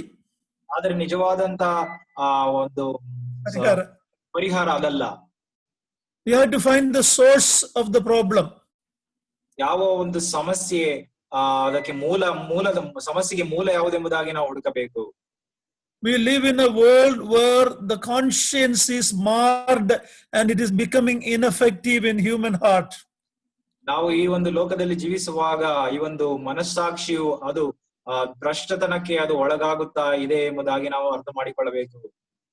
When we look at what people are doing in the street openly under the nose of the police, we wonder where is conscience. ಈ ಒಂದು ಪೊಲೀಸರ ಆ ಒಂದು ದೃಷ್ಟಿಯಲ್ಲಿಯೇ ಮನುಷ್ಯರು ಈ ಸಂಗತಿಗಳನ್ನ ಮಾಡುವಾಗ ಮನುಷ್ಯನ ಮನಸ್ಸಾಕ್ಷಿ ಎಲ್ಲಿ ಇದೆ ಎಂಬುದಾಗಿ ನಾವು ಪ್ರಶ್ನೆ ಕೇಳುವಂತದ್ದಾಗಿದೆ. So God's first restraint, the conscience is severely marred in this day. ದೇವರ ಮೊದಲನೆಯ ಒಂದು ತಡೆ ಮಾಡುವಂತದ್ದು ಆ ಮನಸ್ಸಾಕ್ಷಿಯು ಎಷ್ಟರ ಮಟ್ಟಿಗೆ ಅದು ಭ್ರಷ್ಟವಾಗಿದೆ ಎಂಬುದಾಗಿ ನೋಡುವಾಗ ಅದು ಭ್ರಷ್ಟತೆಯಿಂದ ತುಂಬಿದೆ ಎಂಬುದಾಗಿ ಹೇಳಬಹುದು. The second restraining agency is the family. ಎರಡನೆಯ ಒಂದು ತಡೆ ಮಾಡುವಂತ ಒಂದು ಸಂಗತಿ ಯಾವುದೆಂದರೆ ಅದು ಕುಟುಂಬವಾಗಿದೆ. That is why God instituted family in the very beginning of man's creation. ಆದ್ದರಿಂದಲೇ ಆ ಒಂದು ಸೃಷ್ಟಿಯ ಆ ಒಂದು ಪ್ರಾರಂಭದಲ್ಲಿಯೇ ಕುಟುಂಬವನ್ನ ಆತನು ಮಾಡಿದನು ದೇವರು. In Deuteronomy 6, the Lord is telling the children of Israel, teach it to your children. ಧರ್ಮೋಪದೇಶ ಕಂಡ 6ನೇ ಅಧ್ಯಾಯದಲ್ಲಿ ದೇವರು ಆ ಕಾರಣದಿಂದಲೇ ನಿಮ್ಮ ಮಕ್ಕಳಿಗೆ ಇದನ್ನ ಬೋಧಿಸಿರಿ ಎಂಬುದಾಗಿ ಆತನು ತಿಳಿಸಿದನು. In the New Testament, Ephesians 6:4, you're told to raise children in the fear of God. ದೇವರ ಭಯಭಕ್ತಿಯಲ್ಲಿ ಮಕ್ಕಳನ್ನ ಬೆಳೆಸಿರಿ ಎಂಬುದಾಗಿ ಎಫೆಸದವರಿಗೆ ಬರೆದ ಪತ್ರಿಕೆ 6ನೇ ಅಧ್ಯಾಯ 4ನೇ ವಚನದಲ್ಲಿ ಓದುತ್ತೇವೆ. The husband and wife, father and mother together are to raise the children. ಪುರುಷನು ಮತ್ತು ಸ್ತ್ರೀ ಅಥವಾ ಗಂಡ ಹೆಂಡತಿ ಅವರು ಕುಟುಂಬವಾಗಿ ಮಕ್ಕಳನ್ನ ಅವರು ದೇವರ ಭಯಭಕ್ತಿಯಲ್ಲಿ ಅವರನ್ನ ಬೆಳೆಸಬೇಕು. In Malachi, we read that God's desire is to have godly offspring through the families. ದೇವರ ಒಂದು ಆಶೆ ಮಲಾಖಿಯನ ಪ್ರವಾದನ ಪುಸ್ತಕದಲ್ಲಿ ಈ ರೀತಿಯಾಗಿ ನಾವು ನೋಡುವಂತದ್ದು ಏನೆಂದರೆ ಮಕ್ಕಳು ಅವರು ದೇವ ಭಯಭಕ್ತಿಯಲ್ಲಿ ಅವರು ನಡೆಯಬೇಕು ಎಂಬುದಾಗಿ ಸೇವಿಸಬೇಕೆಂಬುದಾಗಿ ಆತನ ಆಶೆ ಆಗಿದೆ. If you look at the problem in America, 80% of black people are living in homes with only one parent, only mother. There is no father in the family. 80% ಆ ಮನುಷ್ಯರು ಅಥವಾ ಜನರು ಅಮೆರಿಕ ದೇಶದಲ್ಲಿ ಅವರು ಒಬ್ಬಂಟಿಗರಾಗಿ ತಾಯಿ ಮತ್ತು ಮಕ್ಕಳು ಮಾತ್ರ ಇರುತ್ತಾರೆ, ತಂದೆಗಳು ಇಲ್ಲ. The father is missing from the home. ತಂದೆಯು ಕುಟುಂಬದಿಂದ ಆತನು ಕಾಣೆ ಆಗಿದ್ದಾನೆ. If you want to destroy society, destroy family. ಈ ಒಂದು ಸಮಾಜವನ್ನ ನೀವು ನಾಶ ಮಾಡಬೇಕೆಂಬುದಾಗಿರುವಾಗ ಕುಟುಂಬವನ್ನ ಮೊದಲು ನೀವು ನಾಶ ಮಾಡ್ರಿ. God instituted family as a restrainer from evil getting out of control. ಅದರಿಂದ ದೇವರು ಆತನು ಕುಟುಂಬವನ್ನ ಈ ಲೋಕದಲ್ಲಿ ಇರಿಸಿದ್ದಾನೆ ಆ ಒಂದು ದುಷ್ಟತನವು ತುಂಬಿ ತುಳುಕುವುದಕ್ಕೆ ಅಡ್ಡಿ ಮಾಡುವುದಕ್ಕೋಸ್ಕರ. By moral teaching, ಈ ಒಂದು ನೈತಿಕವಾದಂತ ಸಂಗತಿಗಳನ್ನ ಅವರಿಗೆ ತಿಳಿಸಿ, by discipline, ಅವರಿಗೆ ಶಿಸ್ತು ಕ್ರಮವನ್ನ ಮಾಡಿ, by love and virtue obedience, we are to build a home that will benefit the society. ಈ ಒಂದು ಶಿಸ್ತು ಕ್ರಮ, ಪ್ರೀತಿ ಮತ್ತು ಅವರಿಗೆ ಎಲ್ಲ ಒಳ್ಳೆ ಸಂಗತಿಗಳನ್ನ ಅವರಿಗೆ ತಿಳಿಸಿ ಅವರನ್ನ ನಾವು ದೈವಿಕವಾದಂತ ಕುಟುಂಬವನ್ನ ಕಟ್ಟುವುದಕ್ಕೆ ಅವರನ್ನ ನಡೆಸಬೇಕು. As we look at what was happening in this country, it is very clear that there is no proper family life. The fathers are missing, the families are destroyed. That is one of the major reasons for the chaos we see in this country. ಮುಖ್ಯವಾಗಿ ಈ ಒಂದು ಲೋಕದಲ್ಲಿ ಈ ಒಂದು ದೇಶದಲ್ಲಿ ನಾವು ಈ ಒಂದು ಸಮಸ್ಯೆಗೆ ಕಾರಣ ಏನೆಂಬುದಾಗಿ ನೋಡುವಾಗ ಈ ಒಂದು ಕುಟುಂಬದಲ್ಲಿ ನಾಯಕನು ಅಥವಾ ಯಜಮಾನನು ಆದಂತ ಪುರುಷನು ಗಂಡನು ಇಲ್ಲ. The same thing is happening in India, especially in Kerala. Many of the fathers are in Gulf or other countries. The families are raised without the proper male father figure at home. ಅದೇ ರೀತಿಯಾಗಿ ಕೇರಳದಲ್ಲಿಯೂ ನಮ್ಮ ದೇಶದಲ್ಲಿಯೂ ಅದು ನಡೆಯುತ್ತಾ ಉಂಟು. ಏನೆಂದರೆ ಗಂಡನು ಆತನು ಹೆಂಡತಿ ಮಕ್ಕಳನ್ನ ಮನೆಯಲ್ಲಿ ಬಿಟ್ಟು ಆತನು ದುಬೈಗೆ ಆ ರೀತಿಯಾಗಿ ಹೋಗಿ ಆ ಒಂದು ಮಕ್ಕಳು ತಂದೆ ಇಲ್ಲದೆ ಅವರು ಬೆಳೆಯುವಂತರಾಗಿರುತ್ತಾರೆ. So family is the second restraining agency God has put in the world to control man evil getting out of control. ಮನುಷ್ಯರ ಜೀವಿತದಲ್ಲಿ ಒಂದು ದುಷ್ಟತನವು ತುಂಬಿ ತುಳುಕುವುದಕ್ಕೆ ಅಡ್ಡಿ ಮಾಡುವುದಕ್ಕೋಸ್ಕರ ದೇವರು ಇಟ್ಟಿರುವಂತ ಎರಡನೇ ಅಡ್ಡಿ ಮಾಡುವಂತ ಸಂಗತಿ ಕುಟುಂಬವಾಗಿದೆ. Most of the people, young people, children born in this country today is out of wedlock. Without marriage, people are living together and children are born out of wedlock and there is no proper family. ಈ ಒಂದು ದೇಶದಲ್ಲಿ ಹುಟ್ಟುವಂತ ಮಕ್ಕಳು ಅವರು ಮದುವೆ ಆಗದೆ ಒಟ್ಟಾಗಿ ಜೀವನ ಮಾಡಿ ಮಕ್ಕಳು ಹುಟ್ಟಿರುವಂತದಾಗಿರುತ್ತಾರೆ. ಅಂತ ಮಕ್ಕಳು ದೇಶದಲ್ಲಿ ಅವರು ಬೆಳೆಯುತ್ತಿದ್ದಾರೆ. No knowledge of God's law for the children. ದೇವರ ಒಂದು ನಿಯಮಗಳು ಏನೆಂಬುದಾಗಿ ಆ ಒಂದು ಮಕ್ಕಳಿಗೆ ತಿಳಿಸಲ್ಪಟ್ಟಿಲ್ಲ. There's no discipline for the children. ಆ ಒಂದು ಮಕ್ಕಳಿಗೆ ಯಾವ ಒಂದು ಶಿಸ್ತು ಕ್ರಮ ನಡೆಯುತ್ತಿಲ್ಲ. Bible says in Proverbs, you spare the rod, you spoil the child. ನೀವು ದೊಣ್ಣೆಯನ್ನ ಉಪಯೋಗಿಸದೆ ಇರುವುದಾಗಿದ್ದರೆ ಮಕ್ಕಳನ್ನ ನೀವು ಕೆಡಿಸುತ್ತಿದ್ದೀರಿ ಎಂಬುದಾಗಿ ಜ್ಞಾನೋಕ್ತಿಗಳು ತಿಳಿಸುತ್ತದೆ. In America, many years back, disciplining a child was a crime. The parents could be arrested and put in jail for spanking a child. ಮಕ್ಕಳನ್ನ ಹೊಡೆಯುವುದಾದರೆ ಈ ಒಂದು ಪೋಷಕರನ್ನು ಜೈಲಿಗೆ ಹಾಕುವಂತ ಒಂದು ನಿಯಮ ಅಲ್ಲಿ ಇರುವಂತದ್ದಾಗಿತ್ತು. We know some people who were put in jail for spanking the children. ಮಕ್ಕಳನ್ನ ಹೊಡೆದಕ್ಕೋಸ್ಕರ ಅಥವಾ ಶಿಸ್ತು ಕ್ರಮ ಮಾಡಿದಕ್ಕೋಸ್ಕರ ಅವರನ್ನ ಜೈಲ್ಗೆ ಹಾಕಿರುವಂತದ್ದನ್ನು ನಾವು ನೋಡಿದ್ದೇವೆ. See, the second restraining agent God put in the world is a family to keep a check and balance for evil. ದುಷ್ಟತನವನ್ನ ಆ ಒಂದು ಎಲ್ಲಿ ಇಡುವುದಕ್ಕೋಸ್ಕರ ಮನುಷ್ಯನಲ್ಲಿ ಒಂದು ಸಂಗತಿಯನ್ನ ದೇವರು ಇಟ್ಟಿದ್ದೇನೆಂದರೆ ಅದು ಕುಟುಂಬವಾಗಿದೆ. First was the conscience of man. ಮೊದಲನೆಯದು ಮನುಷ್ಯನ ಒಂದು ಮನಸ್ಸಾಕ್ಷಿ. I'm talking about the whole world, not just believers. All over the world, God has put conscience for some check and balance. ಕೆಲವು ವಿಶ್ವಾಸಿಗಳಿಗೆ ಮಾತ್ರವಲ್ಲ, ಆದರೆ ಇಡೀ ಲೋಕದ ಜನರಲ್ಲಿ ಈ ಒಂದು ಮನಸ್ಸಾಕ್ಷಿಯನ್ನು ಆತನು ಇಟ್ಟಿದ್ದಾನೆ, ದುಷ್ಟತನವು ಹೆಚ್ಚಾಗದೇ ಇರುವುದಕ್ಕೋಸ್ಕರ. Secondly, he allowed family to be the restraining agent. ಎರಡನೇದಾಗಿ ಈ ಒಂದು ದುಷ್ಟತನವನ್ನ ಅಡ್ಡಿ ಮಾಡುವುದಕ್ಕೋಸ್ಕರ ದೇವರು ಆತನು ಇಟ್ಟಿರುವಂತದ್ದು ಕುಟುಂಬವಾಗಿದೆ. The third restrainer God put is human government. ಮೂರನೆಯ ತಡೆ ಮಾಡುವಂತಹ ಒಂದು ಸಂಗತಿ ಯಾವುದೆಂದರೆ ಮನುಷ್ಯನ ಒಂದು ಸರ್ಕಾರ. According to the Bible, the main function of the government is not welfare, not giving free rice and computer and free handout, but to give safety and protection for the citizens. ಈ ಒಂದು ಮುಖ್ಯವಾಗಿ ಒಂದು ಸರ್ಕಾರಕ್ಕೆ ಇರುವಂತಹ ಜವಾಬ್ದಾರಿ ಏನೆಂದರೆ ಅವರು ಉಚಿತವಾಗಿ ಸಂಗತಿಗಳನ್ನ ಜನರಿಗೆ ಟಿವಿ ಅಥವಾ ಕಂಪ್ಯೂಟರ್ ಅಥವಾ ಅಕ್ಕಿಯನ್ನ ಕೊಡುವುದಲ್ಲ, ಅವರಿಗೆ ಭದ್ರತೆಯನ್ನ ಕೊಡುವಂತದ್ದೇ ಮುಖ್ಯವಾದಂತಹ ಸರ್ಕಾರದ ಜವಾಬ್ದಾರಿಯಾಗಿದೆ. In America, most of the people are living in welfare without working. I'm not talking about everybody, but mostly the black people who are at the lower level, they are mostly without working. They are living on welfare, free handout from government. ಈ ಒಂದು America ದೇಶದಲ್ಲಿ ಎಲ್ಲರೂ ಅಲ್ಲ, ಆದರೆ ಸ್ವಲ್ಪ ಜನರು ವಿಶೇಷವಾಗಿ ಕಪ್ಪು ಜನಾಂಗದಲ್ಲಿರುವಂತ ಕೆಲವು ಜನರು ಅವರು ಮನೆಗಳಿಲ್ಲದೆ ಅವರು ಉಚಿತವಾಗಿ ಯಾವ ಕೆಲಸವನ್ನ ಮಾಡದೆ ಸರ್ಕಾರದಿಂದ ಅವರು ಹೊಂದುತ್ತಿದ್ದಾರೆ. And then the free money is given to them even to buy drugs. ಉಚಿತವಾಗಿ ಅವರಿಗೆ ಹಣವನ್ನ ಕೂಡ ಕೊಡುವಂತರಾಗಿದ್ದಾರೆ, ಆದ್ರಿಂದ ಅವರು ಆ ಒಂದು ಮಾದಕ ವಸ್ತುಗಳನ್ನು ಉಪಯೋಗಿಸ್ತಾರೆ. Even we see in India, many state governments are trying to give free items to people, but that is not what government's main function. Bharat ದೇಶದಲ್ಲಿಯೂ ಕೂಡ ಸರ್ಕಾರವು ಅದು ಉಚಿತವಾಗಿ ಸಂಗತಿಗಳನ್ನ ಕೊಡುತ್ತಿದ್ದಾರೆ, ಆದರೆ ಮುಖ್ಯವಾದಂತ ಕೆಲಸ ಸರ್ಕಾರದ್ದು ಅದಲ್ಲ. God has put government to be for man's protection, for the citizens' protection, not for giving out free items. ದೇವರು ಮನುಷ್ಯನ ಸರ್ಕಾರವನ್ನ ಮಾನುಷಿಕ ಸರ್ಕಾರವನ್ನ ಆತನು ಇಟ್ಟಿರುವಂತದ್ದು ಮನುಷ್ಯರ ಒಂದು ಭದ್ರತೆಗಾಗಿ ಉಚಿತವಾಗಿ ಕೊಡುವುದಕ್ಕೋಸ್ಕರವಲ್ಲ. We read in Romans 13 that the government, they carry sword not in vain, they to reward the good ones and to punish the evil one.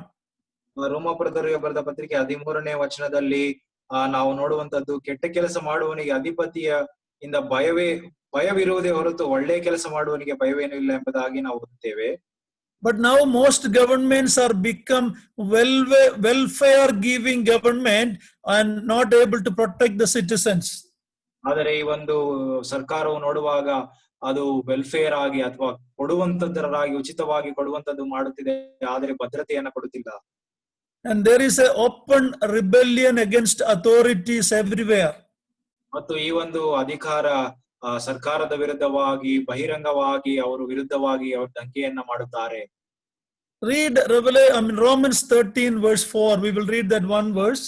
13ನೇ ಅಧ್ಯಾಯ ರೋಮಾಪುರದವರಿಗೆ ಬರೆದ ಪತ್ರಿಕೆ 4ನೇ ವಚನವನ್ನ ನಾವು ಓದಿಕೊಳ್ಳೋಣ.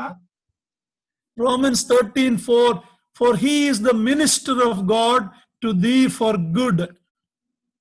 ಅವನು ನಿನ್ನ ಹಿತಕ್ಕೋಸ್ಕರ ದೇವರ ಸೇವಕನಾಗಿದ್ದಾನಲ್ಲ. It is very interesting. In the Bible, there is only two people who are called the ministers of God. ಇಬ್ಬರು ಗುಂಪಿನ ಜನರು ಮಾತ್ರ ದೇವರ ಸೇವಕರು ಎಂಬುದಾಗಿ ಕರೆಯಲ್ಪಟ್ಟಿದೆ. One is the pastors and the other one is the policeman. ಒಂದು ಕುರುಬರು ಅಥವಾ ಸಭಾ ಹಿರಿಯರು ದೇವರ ಸೇವಕರು ಎಂಬುದಾಗಿ ಹೇಳಲ್ಪಟ್ಟಿದೆ. ಇನ್ನೊಂದು ಈ ಒಂದು ಪೊಲೀಸ್ ಜನರು ಅಥವಾ ಅಧಿಕಾರದಲ್ಲಿರುವಂತವರು. They both are called ministers in Christianity. Normally when we say he is a minister, it is talking about a leader in the church. ಒಬ್ಬ ಸೇವಕನು ಎಂಬುದಾಗಿ ದೇವರ ಸೇವಕನು ಎಂಬುದಾಗಿ ಹೇಳುವಾಗ ಸಾಧಾರಣವಾಗಿ ಆತನು ಸಭೆಯ ಹಿರಿಯನು ನಾಯಕನು ಆತನು ಒಬ್ಬರಲ್ಲಿ ಆಗಿರುತ್ತಾನೆ. But Bible says the government authority like police, they are also ministers of God. ಈ ಒಂದು ಸರ್ಕಾರದಲ್ಲಿ ಪೊಲೀಸ್ ಜನರು ಕೂಡ ಅವರು ದೇವರ ಸೇವಕರಾಗಿದ್ದಾರೆ ಎಂಬುದಾಗಿ ನಾವು ಇಲ್ಲಿ ಓದುತ್ತೇವೆ. What is written in front of Vidhan Sauda is right according to Bible. ದೇವರ ವಾಕ್ಯದ ಅನುಸಾರವಾಗಿ ವಿಧಾನಸೌಧ ಮೇಲೆ ಬರೆದಿರುವಂತದ್ದು ಅದು ಸತ್ಯವಾಗಿದೆ. ಸರ್ಕಾರಿ ಕೆಲಸ ದೇವರ ಕೆಲಸ. It is according to Bible, government work is God's work. ದೇವರ ವಾಕ್ಯಕ್ಕನುಸಾರವಾಗಿ ಅಲ್ಲಿ ಬರೆಯಲ್ಪಟ್ಟಿರುವಂತದ್ದು ಸತ್ಯವಾಗಿದೆ. ಏನೆಂದರೆ ಸರ್ಕಾರದ ಕೆಲಸವು ಅದು ದೇವರ ಕೆಲಸ ಎಂಬುದಾಗಿ. Government is not put in place in vain, but to control evil. ಈ ಒಂದು ಸರ್ಕಾರವು ದುಷ್ಟತನವನ್ನ ಅದು ತಡೆ ಮಾಡುವುದಕ್ಕೋಸ್ಕರ ಅದು ಇಟ್ಟಿರುವಂತದ್ದಾಗಿದೆ ದೇವರಿಂದಲೇ. But people whose heart is not changed, they rebel against authority. ಈ ಒಂದು ಸರ್ಕಾರದ ವಿರುದ್ಧವಾಗಿ ಹೃದಯ ಬದಲಾವಣೆ ಆಗದೇ ಇರುವಂತವರು ಅವರು ದಂಗೆ ಮಾಡುತ್ತಾರೆ. God has put along with the government the justice system in the world. ಈ ಒಂದು ದೇವರು ಈ ಒಂದು ಸರ್ಕಾರದ ಜೊತೆಗೆ ಆ ಒಂದು ನ್ಯಾಯವಾಗಿ ವಿಚಾರಣೆ ಮಾಡುವಂತ ಒಂದು ಸಂಗತಿಯನ್ನ ಕೂಡ ಇಟ್ಟಿದ್ದಾನೆ. Most of the legal systems of the world are based on Judeo-Christian values. ಈ ಒಂದು ಲೀಗಲ್ ಸಿಸ್ಟಮ್ಸ್ ಈ ಒಂದು ಲೋಕದಲ್ಲಿ ನೋಡುವಂತದ್ದು ಅದು ನ್ಯಾಯಾಲಯಗಳು ಅದು ಸತ್ಯವೇದದಲ್ಲಿರುವಂತಹ ನಿಯಮಗಳನ್ನ ತೆಗೆದುಕೊಂಡು ಅದು ಬಂದಿರುವಂತದ್ದಾಗಿದೆ. But from America many years back the Bible was removed from school, prayer was not allowed, they removed all that from the government. ಆದರೆ ಕೆಲವು ವರ್ಷಗಳಿಂದ ಅಮೆರಿಕ ದೇಶದಲ್ಲಿ ಒಂದು ಪ್ರಾರ್ಥನೆ ಮತ್ತು ಸತ್ಯವೇದವನ್ನ ಅದನ್ನ ಸ್ಕೂಲ್ ನಿಂದ ಅವರು ತೆಗೆದು ಹಾಕಿದ್ದಾರೆ. And then what we are seeing in the government, what is happening is anarchy. ಆದರೆ ಈಗ ನೋಡುವಂತದ್ದು ಈ ಒಂದು ಸರ್ಕಾರದಲ್ಲಿ ಅನಾರ್ಕಿ ಎಂಬುದಾಗಿ ನಾವು ನೋಡುತ್ತೇವೆ. Anarchy means goddala, it's total confusion. ಎಲ್ಲವನ್ನ ಗಲಿಬಿಲಿ ಮಾಡಿರುವಂತದ್ದಾಗಿದೆ. So we looked at 3 restraining agents God has put in the world. 3 ತಡೆ ಮಾಡುವಂತ ಸಂಗತಿಗಳನ್ನ ದೇವರು ಈ ಲೋಕದಲ್ಲಿ ಇರಿಸಿದ್ದಾನೆ. One is man's conscience. ಮನುಷ್ಯನ ಮನಸ್ಸಾಕ್ಷಿ ಮೊದಲನೇದಾಗಿ. Secondly, the family. ಎರಡನೇದಾಗಿ ಕುಟುಂಬವು, Thirdly, the government. ಮೂರನೇದಾಗಿ ಸರ್ಕಾರವು ಅದಾಗಿದೆ. There is one more restraining agent in the world. ಇನ್ನೊಂದು ತಡೆ ಮಾಡುವಂತ ಒಂದು ಸಂಗತಿ ದೇವರಿಟ್ಟಿದ್ದಾನೆ. That is the church of the living God. ಅದು ಜೀವ ಸ್ವರೂಪನಾದಂತ ದೇವರ ಸಭೆಯಾಗಿದೆ. That is the last stand in this world. ಅದೇ ಕೊನೆಯ ಒಂದು ಭದ್ರತೆಯ ಸ್ಥಳವಾಗಿರುವಂತದ್ದಾಗಿದೆ. Unfortunately, most of the Christian churches are joining with the enemies of the gospel and they are becoming very liberal. ಆದರೆ ದುಃಖಕರವಾಗಿ ನೋಡುವಾಗ ಸಭೆಯಲ್ಲಿರುವಂತಹ ವಿಶ್ವಾಸಿಗಳು ಅವರು ಈ ಒಂದು ಲೋಕದವರೊಟ್ಟಿಗೆ ಜೋಡಾಗಿ ಅವರು ಸುವಾರ್ತೆ ವಿರೋಧಿಗಳ ಜೊತೆಗೆ ಜೋಡಾಗಿ ಅವರು ಬಹಳ ಲಿಬರಲ್ ಆಗಿ ಅವರು ಹಾಗೆ ಹೋಗಿದ್ದಾರೆ. When the looting and burning was happening, many of the churches in America were supporting the looters. ಈ ಒಂದು ಅನೇಕ ಲೂಟಿಗಳು ನಡೆಯುತ್ತಿರುವಾಗ ಕೆಲವು ಸಭೆಗಳು ಅವರನ್ನ ಅವರು ಪ್ರೋತ್ಸಾಹಿಸುತ್ತಿದ್ದರು. So when the church loses its saltiness in the world, Jesus said, "You are the salt of the earth and the light of the world." ಕರ್ತನು ಆತನು ನೀವೇ ಅಂದ್ರೆ ಸಭೆಯು ಲೋಕಕ್ಕೆ ಬೆಳಕು ಉಪ್ಪು ಆಗಿದ್ದೀರಿ ಎಂಬುದಾಗಿ ತಿಳಿಸಿದ್ದಾನೆ. In Matthew 5:13, when he said, "You are the salt," that "you" is in plural. It is the church as a body. ಈ ಒಂದು 5ನೇ ಅಧ್ಯಾಯ ಮತ್ತಾಯನ ಸುವಾರ್ತೆ 31ನೇ ವಚನದಲ್ಲಿ ಆತನು ಈ ಒಂದು ಸಂಗತಿಯನ್ನ ಹೇಳುವಾಗ ನೀವೇ ಲೋಕಕ್ಕೆ ಬೆಳಕು ಉಪ್ಪು ಆಗಿದ್ದೀರಿ ಎಂಬುದಾಗಿ ಹೇಳುವಾಗ ಅದು ಬಹುವಚನದಲ್ಲಿದೆ. ಅದು ಸಭೆಗೆ ಹೋಲಿಕೆ ಆಗಿದೆ. Church is the final restraining agent God has put in this world. ಲೋಕದಲ್ಲಿ ಕೊನೆಯ ಒಂದು ರೆಸ್ಟ್ರೈನಿಂಗ್ ಅಥವಾ ತಡೆ ಮಾಡುವಂತ ಒಂದು ಸಂಗತಿ ಅದು ಸಭೆ ಆಗಿದೆ. When the church corrupts, there is no any more restraining agent in this world. ಸಭೆಯು ಅದು ಭ್ರಷ್ಟವಾಗಿ ಹೋಗುವುದಾದರೆ ಈ ಲೋಕದಲ್ಲಿ ಬೇರೆ ತಡೆ ಮಾಡುವಂತ ಸಂಸ್ಥೆ ಅಥವಾ ಸಂಗತಿ ಇಲ್ಲ. We looked at 4 restraining agents. 4 ತಡೆ ಮಾಡುವಂತ ಸಂಗತಿಗಳನ್ನ ನಾವು ನೋಡಿದ್ದೇವೆ. The conscience of man. ಮನುಷ್ಯನ ಮನಸ್ಸಾಕ್ಷಿ. That is a personal authority God has put. ಅದು ವೈಯಕ್ತಿಕವಾದಂತ ಒಂದು ಅಧಿಕಾರಿಯಾಗಿ ನಮ್ಮ ಮೇಲೆ ದೇವರು ಇಟ್ಟಿದ್ದಾನೆ. Then we looked at the family in summary. ಮತ್ತು ಕುಟುಂಬ ಎಂಬುದಾಗಿ ನಾವು ಚಿಕ್ಕದಾಗಿ ನಾವು ನೋಡಿದ್ದೇವೆ. That is the parental authority God has put in place. ಅದು ಈ ಒಂದು ಪೋಷಕ ಅಧಿಕಾರಿಯಾಗಿ ನಮ್ಮ ಮೇಲೆ ಅದನ್ನು ಇಟ್ಟಿದ್ದಾನೆ. Then the government authority. ಸರ್ಕಾರದ ಒಂದು ಅಧಿಕಾರ. That is a social authority. ಅದು ಸಾಮಾಜಿಕವಾದಂತ ಅಧಿಕಾರವಾಗಿದೆ. Then the church, which is the spiritual authority. ಮತ್ತು ಸಭೆಯು ಅದು ಆತ್ಮಿಕ ಅಧಿಕಾರವಾಗಿದೆ. Conscience is the personal authority. ಈ ಒಂದು ಮನಸ್ಸಾಕ್ಷಿಯು ಅದು ವೈಯಕ್ತಿಕವಾದಂತ ಅಧಿಕಾರವಾಗಿದೆ. Family is the parental authority. ಈ ಒಂದು ಕುಟುಂಬವು ಅದು ಪೋಷಕ ಅಧಿಕಾರವಾಗಿದೆ. Government is the social authority. ಮತ್ತು ಈ ಒಂದು ಸರ್ಕಾರವು ಅದು ಸಾಮಾಜಿಕವಾದಂತ ಅಧಿಕಾರವಾಗಿದೆ. Church is the spiritual authority. ಮತ್ತು ಸಭೆಯು ಅದು ಆತ್ಮಿಕವಾದಂತ ಅಧಿಕಾರವಾಗಿದೆ. We are the best commodity this world has today, the living church of the living God. ನಾವೇ ಈ ಒಂದು ಲೋಕಕ್ಕೆ ಇರುವಂತ ಒಳ್ಳೆಯ ಒಂದು ಸಾಮಗ್ರಿ ಆಗಿದ್ದೇವೆ ದೇವರ ಸಭೆಯು.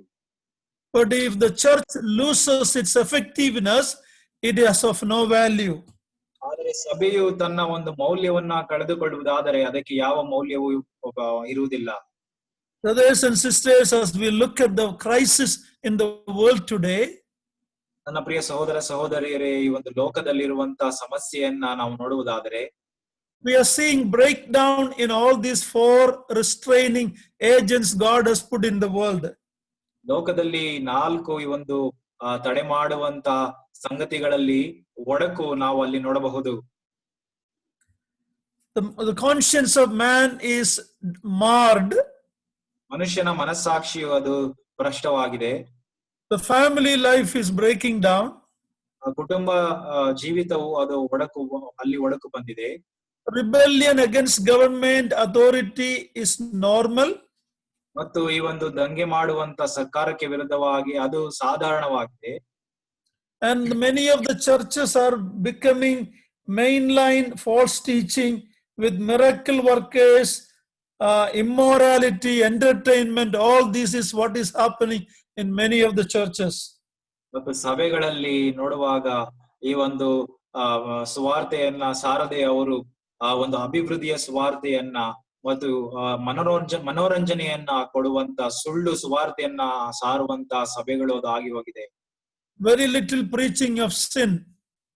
ಪಾಪದ ಕುರಿತಾಗಿ ಬಹಳ ಕಮ್ಮಿ ಅಲ್ಲಿ ಮಾತನಾಡುವಂತರಾಗಿರುತ್ತಾರೆ. Church leaders are afraid to talk about sin, thinking that it will remove the members from the church. ಸಭೆಯಲ್ಲಿ ಅವರು ಪಾಪದ ಕುರಿತಾಗಿ ಮಾತನಾಡುವುದಿಲ್ಲ, ಯಾಕೆಂದರೆ ಅವರು ಸಭಿಕರು ಅವರು ಬರುವುದಿಲ್ಲ ಎಂಬುದಾಗಿ ಅವರು ಭಯಪಡುತ್ತಾರೆ. So when all these four restraining agents are broken down, we are seeing evil days before our eyes. ಈ 4 ಸಂಗತಿಗಳು ತಡೆ ಮಾಡುವಂತ ಸಂಗತಿಗಳು ದೇವರು ಇಟ್ಟಿರುವಾಗ ಅದು ಭ್ರಷ್ಟವಾಗಿ ಹೋಗುತ್ತಿರುವಾಗ ನಾವು ಕೆಟ್ಟ ಕಾಲಗಳನ್ನ ನಾವು ನೋಡುತ್ತಾ ಇದ್ದೇವೆ.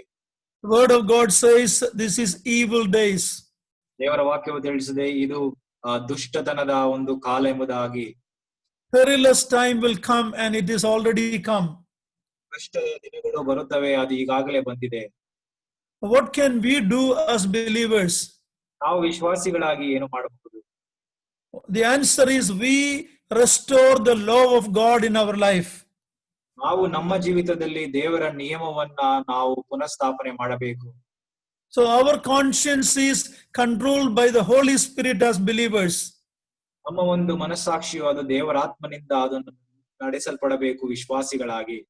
Our families are to be what God intended it to be. ದೇವರು ಕುಟುಂಬವನ್ನ ಯಾವ ಒಂದು ಕಾರಣಕ್ಕೆ ಇಟ್ಟಿದ್ದಾನೋ ಆ ಒಂದು ಕಾರಣಕ್ಕೋಸ್ಕರವೇ ನಾವು ಕುಟುಂಬವಾಗಿ ಜೀವಿಸಬೇಕು. If money becomes more important than family, we are also getting into huge trouble. ಕುಟುಂಬಕ್ಕಿಂತ ಈ ಒಂದು ಹಣಕಾಸು ಅದು ಮುಖ್ಯವಾಗಿ ಹೋಗುವುದಾದರೆ ನಾವು ನಮ್ಮನ್ನೇ ಕಠಿಣ ಸ್ಥಿತಿಗೆ ತರುವಂತರಾಗಿರುತ್ತೇವೆ.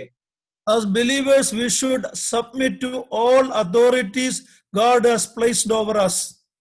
ನಾವು ನಮ್ಮ ಮೇಲೆ ದೇವರು ಇಟ್ಟಿರುವಂತ ಅಧಿಕಾರಿಗಳಿಗೆ ನಾವು ವಿಧೇಯರಾಗಬೇಕು. As church, we should be teaching the truth without compromise. ದೇವರ ಸಭೆಯಾಗಿ ನಾವು ಸತ್ಯವನ್ನ ಯಾವ ಒಂದು ಭ್ರಷ್ಟವನ್ನ ಮಾಡದೆ ನಾವು ಸತ್ಯವನ್ನೇ ನಾವು ಸಾರಬೇಕು. That is our responsibility to at least control this evil to some extent. ಈ ರೀತಿಯಾಗಿ ನಾವು ಸಭೆಯಾಗಿ ಮಾಡುವುದಾದರೆ ನಾವು ಈ ಒಂದು ದುಷ್ಟತನವನ್ನ ಸ್ವಲ್ಪ ಮಟ್ಟಿಗಾದರೂ ನಾವು ತಡೆ ಮಾಡಬಹುದು. But I have bad news.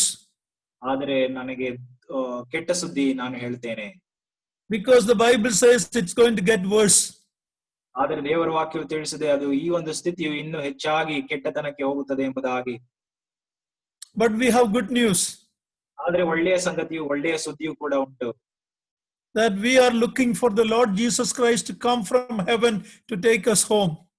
ನಾವು ನಮ್ಮ ಕರ್ತನಾದಂತ ಯೇಸು ಕ್ರಿಸ್ತನನ್ನ ಪರಲೋಕದಿಂದ ಬರುವುದಕ್ಕೋಸ್ಕರ ನಾವು ಎದುರು ನೋಡುತ್ತಾ ಇದ್ದೇವೆ ತನ್ನ ಮನೆಗೆ ನಮ್ಮನ್ನ ಕರೆದುಕೊಂಡು ಹೋಗುವುದಕ್ಕೆ. But once the church is removed, ಒಮ್ಮೆ ಈ ಒಂದು ಸಭೆಯು ಅದು ಎತ್ತಲ್ಪಡುವಾಗ everything will break loose. ಎಲ್ಲವೂ ಕೂಡ ಅದು ಸಡಿಲವಾಗಿ ದುಷ್ಟತನವು ಹೆಚ್ಚಾಗಿ ಬರುತ್ತದೆ. So what is God asking us to do in these last days? ದೇವರು ನಮ್ಮನ್ನ ಈ ಒಂದು ಕೊನೆಯ ಕಾಲದಲ್ಲಿ ಏನು ಮಾಡುವುದಕ್ಕೋಸ್ಕರ ಅದನ್ನು ಬಯಸುತ್ತಾನೆ. In Isaiah we read, arise and shine. ಯೆಶಾಯನ ಪರದ ಪ್ರವಾದನ ಗ್ರಂಥದಲ್ಲಿ ನಾವು ಓದುತ್ತೇವೆ, ಎದ್ದು ನೀವು ಪ್ರಕಾಶಿಸಿರಿ ಎಂಬುದಾಗಿ. God is asking you and I to arise and shine in this dark world. ಈ ಒಂದು ಕತ್ತಲೆಯ ಲೋಕದಲ್ಲಿ ನಾವು ಎದ್ದು ಪ್ರಕಾಶಿಸಬೇಕೆಂಬುದಾಗಿ ದೇವರ ವಾಕ್ಯವು ತಿಳಿಸುತ್ತದೆ. We want faithful men to preach the word of God in truth. ನಾವು ದೇವರ ವಾಕ್ಯವನ್ನ ನಂಬಿಗಸ್ತರಾಗಿ ನಾವು ಸಾರಬೇಕೆಂಬುದಾಗಿ ಅದು ತಿಳಿಸಲ್ಪಡುತ್ತದೆ. The world is not going to get better, it's only going to get worse. ಲೋಕವು ಇನ್ನು ಹೀನಾಯ ಸ್ಥಿತಿಗೆ ಅದು ಹೋಗುವಂತದ್ದಾಗಿದೆ. Arise and shine, the time has come. ಎದ್ದು ಪ್ರಕಾಶಿಸು, ಸಮಯವು ಬಂದಿದೆ. We are looking for the coming of the Lord. ನಾವು ಕರ್ತನ ಬರೋಣಕ್ಕೋಸ್ಕರ ನಾವು ಎದುರು ನೋಡುತ್ತಾ ಇದ್ದೇವೆ. What is happening in the world is very fearful. ಈ ಲೋಕದಲ್ಲಿ ಏನು ನಡೆಯುತ್ತಾ ಇದೆಯೋ ಅದು ಬಹಳ ಭಯಭೀತವನ್ನು ಉಂಟು ಮಾಡುವಂತದ್ದಾಗಿದೆ. But we are not of this world.